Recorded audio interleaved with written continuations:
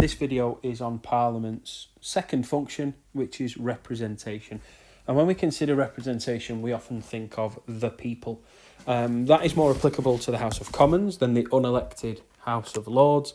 But representation can take many forms.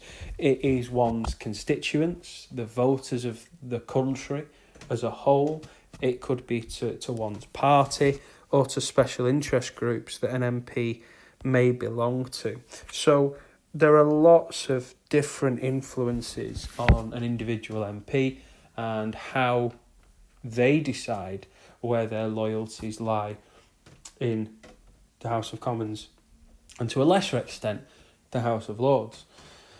There is a discussion as to how effectively Parliament performs its function, and I'll go through the two arguments now. In defence of MPs and if Parliament is effective in representing the people, well, first of all, there are 650 roughly equally sized constituencies in the United Kingdom, and so individuals up and down the UK are represented by their representative. There are a range of parties within Parliament to represent different political views and outlooks. We've seen increased diversity in Parliament. 6% of MPs identify as LGBTQ+, which, although data is not necessarily always the most reliable, suggests that is more representative of society as a whole. There are 220 women in Parliament. There's never been more women in Parliament than currently. And a range of special interests are represented too. On the downside, the argument that Parliament is not effective in terms of representing the people. First of all, constituencies aren't all of the same size. The Isle of Wight has over 110,000 constituents living within it, and some of the islands in Scotland, the Outer Hebrides, for example, much smaller constituencies. The average is 68,000, but some are bigger than that. The first past the post system that we use to elect our MPs doesn't give us a representative parliament. It gives us a two-party system. There are more Conservative and Labour MPs in the House of Commons than voters desire at the ballot box, and that generally punishes smaller parties who have less representation than their vote share maybe suggested they deserved. Women are still underrepresented in Parliament. In the 2019 general election, 34%. So women are still underrepresented, although Parliament is more representative in that sense than ever before. And finally, we still get this impression that Parliament is male, pale and stale. The idea being is that the Parliament has more men, has more people from private education, is overwhelmingly white, and so we get this impression that Parliament doesn't necessarily represent society as a whole. 29% of MPs were privately educated, compared with just 7% of the total population. So, who or what does Parliament represent? Well, the first thing that we need to look at is outside interests. MPs can and do take other jobs. 2017 to 2019, 18%, roughly 1 in 5 MPs had a second job. Now, those jobs must be registered with the Register of Members' Interests, so Parliament is aware of the jobs that these MPs do. An example being Owen Paterson, who is now no longer an MP. He was paid as a consultant by the firm Randox, and he was paid the quite handsome sum of over £100,000 a year to do that role as a consultant to the company. Now, Randox won COVID contracts without competition during the first stages of the pandemic.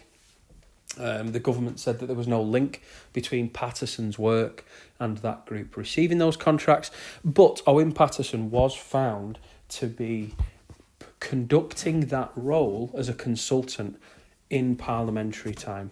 And so when he's in Parliament, when he's in his parliamentary office, he should be representing his constituents. He was not. He was found to have been representing the interests of the firm that pays him. It wasn't just Randox, there was also a dairy industry, a dairy company that was paying him for consultancy work as well. He was found to be using his time as a parliamentarian in that role as a consultant to lobby other members of Parliament. That broke Parliament's rules. It led to a by-election. His resignation, the Conservatives lost it. It's led to a criticism when we've got so many MPs who have a second job. It's led to a criticism that MPs are now part-time representatives. But it isn't always the shady world of politics that we need to be aware of. For example, MP Maria Caulfield is a registered nurse, and she appeared before the Commons when they were discussing whether or not MPs could and should have a second job. She needed to complete 480 hours of work as a nurse over a 3-year period to retain her professional registration. And so, although we see criticism for some of our MPs for taking on second jobs, in some cases it's seen as a necessity. As well as outside interests, members of Parliament can also represent their own interests. And this ranges for a vast array of things. For example, there are 10 MPs who are members of the all-party parliamentary group for Scottish whisky. So these 10 MPs all share a passion for Scottish whisky and want to see it thrive in the United Kingdom economy and beyond. And so they come together from different political parties in the hope of promoting that. And then finally, a lot of an MP's time is taken up with constituency casework. MPs receive thousands and thousands of emails from their constituents, not just the people that voted for them, whoever lives in their constituency. So I myself have emailed my representative, Mark Logan, many times before, and not once has he asked whether or not I voted for him in the general election. It is not just the people that voted you in, it is everyone living in your constituency that you will receive casework for. MPs hold regular surgeries where local constituents can meet with their MP and discuss their issues there. But after the tragic murder of Sir David Amos at his surgery, many MPs are becoming increasingly reluctant to hold those face-to-face meetings. MPs, when they receive constituency casework, quite often raise matters with the local council. They can pass it on to local councillors. They can raise it with relevant government departments. It may actually be that an MP employs a caseworker to handle this work for them. Because as I said, this takes up a lot of time for an MP, time that quite often they simply don't have. And so what they can do is hire a caseworker to deal with these local issues. And quite often it's very important, particularly in swing seats where an MP's job is under threat. What you don't want to get is a reputation for not representing your constituents well. It can be make or break if an MP has quite a slim majority. So 3 groups that an MP represents: outside interests, inside interests, their own, and those of their constituents. Now there are 3 theories of representation and how an MP should represent the people. We'll go through them now. The first is the Burkean model, otherwise known as the trustee model. And you can see a picture there of Edmund Burke. And in 1774, Edmund Burke said that an MP owes not his industry only, but his judgment. And he betrays it if he sacrifices it to your opinion. And what Edmund Burke meant in the 18th century was that a representative is there to represent those that voted for them only, but they are free to act in their interest as the MP sees fit. So we'll take that word trust, that we trust our representatives to act in our best interests, and therefore they should act as they see fit on every issue with us as their constituent in mind. Now, in the 18th century, that may have been more applicable to today. In a previous video, you've heard about the party whips that pressure MPs to vote in certain ways. Now, if we have a disciplined system of whipping our MPs, then this idea of an MP owing us his judgment is replaced by that of the desires of the party. And so the idea of a Burkean or a trustee model has been questioned in recent years because of the power of political parties. There are also examples when MPs are given votes of conscience, which is a good example of the Burkean model or the trustee model. A vote of conscience is on particular issues, those of abortion, for example, and a recent issue was in 2013, the vote on whether or not to legalise same-sex marriage in the United Kingdom. A vote of conscience in the House of Commons is unwhipped. The party whips don't tell you how to vote on those matters. So let's take the matter in the Conservative Party. The Prime Minister, David Cameron, supported the same-sex marriage legislation. 127 of his fellow Conservative MPs agreed and voted with him on that matter, but 136, a majority, voted against it. So what we see there is a lack of power of the party to influence an individual's vote, and we can see the trustee model in action, that every Conservative MP voted in how their conscience saw fit, representing what they believed was best for their constituents. Now, this vote of conscience wasn't just in the Conservative Party, it happened in the Labour Party too, and former Labour MP for Bolton North East, Sir David Crosbie, was one of the 22 Labour MPs that also voted against the legislation. So on some issues we see votes of conscience where the trustee model is alive and well. The second theory of representation is the delegate model or the delegate theory. A delegate is essentially someone who is there to represent somebody else's views. A student council meeting at school could be seen as a delegate meeting, whereby that member of the student council is there simply to represent how their form group or how their year group feels. So the delegate theory suggests that MPs are simply the mouthpieces of their constituents. That raises the question of how do they know what their constituents want from one issue to the other. And one could be their email inbox, how many emails they receive on a particular issue, where they can get an idea of how their constituents are feeling.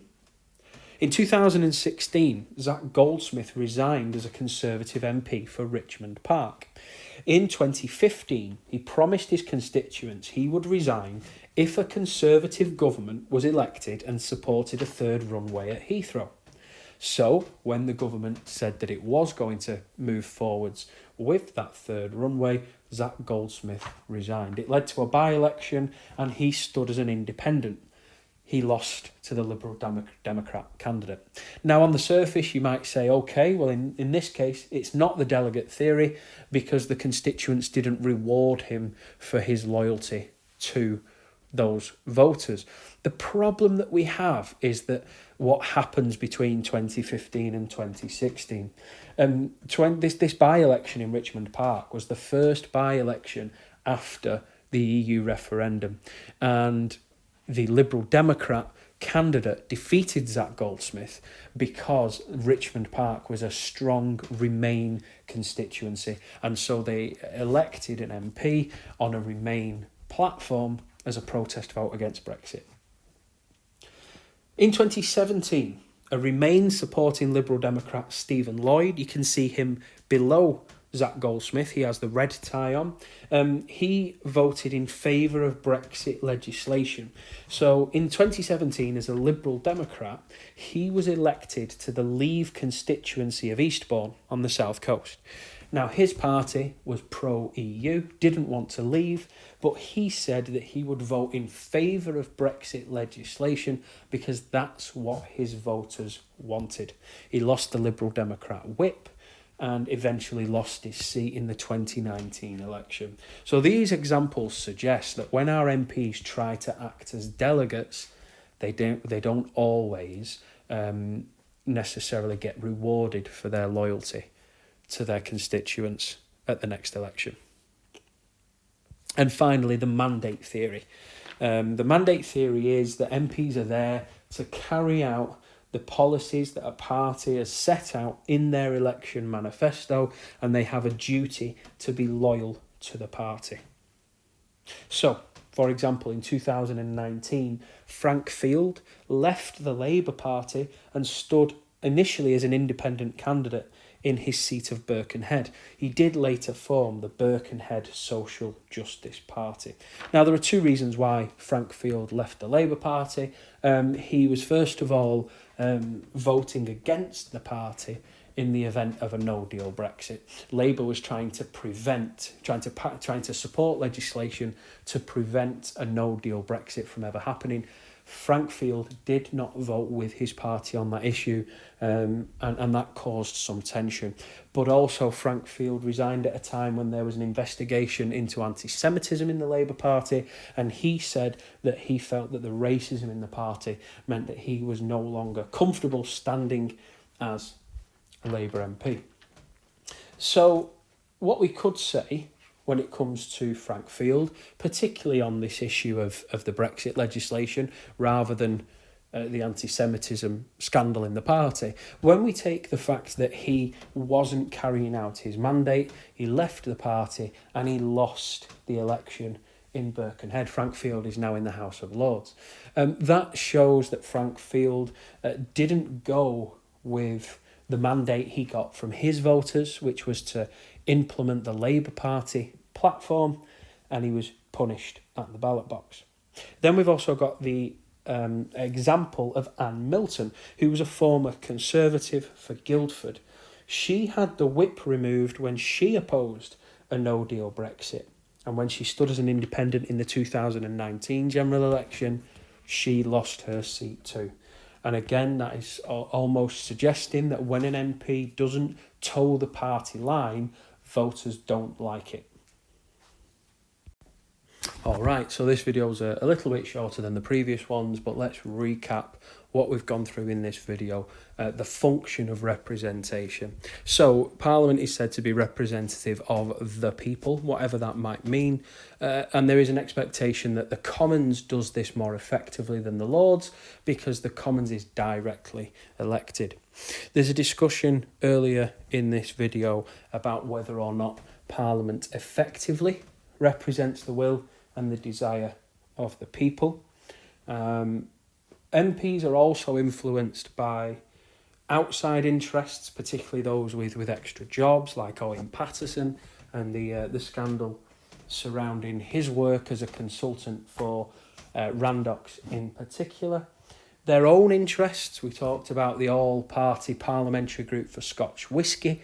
Just 10 MPs belong to that, but they can sort of bring forward their own views, and they can do that across political parties. Caroline Lucas, the Green Party MP, and Jeremy Corbyn, currently an independent MP for Islington North, they both belong to the parliamentary group, the Campaign for Nuclear Disarmament, and so they can represent their own interests themselves too. And of course, the interests of constituents. MPs are supposed to be reactive to the views of the people who are sending them emails, writing them letters, maybe even using social media to get in touch and to try and get them to act in their interests. Then we looked at the three models of representation and what should we expect from our MPs. First of all, we looked at the Burkean or the trustee model, this 18th century idea that an MP owes us not just their industry, but their judgment. The idea being is that constituents entrust representatives for the lifetime of a parliament to act in their best interests using their own judgment. So the idea with the trustee model is that an MP makes the decision themselves on behalf of their constituents with their best interests at heart.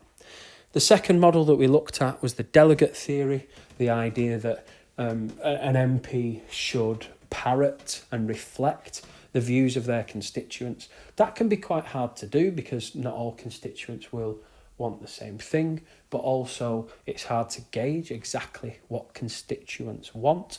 And many MPs who have long political careers might necessarily feel as though their professionalism is being taken away if they are simply a delegate for voters. And then finally, the mandate theory suggests that MPs are there to vote in line with what the party has outlined in their manifesto at election time. And we saw some examples of MPs going against that, voting against manifesto pledges, and essentially losing their jobs either after having the whip suspended or removed, or losing their jobs at the ballot box as well. As with the previous videos, do with this what you will. Make notes if you want to make notes, or save it for revision at a later date when the time comes.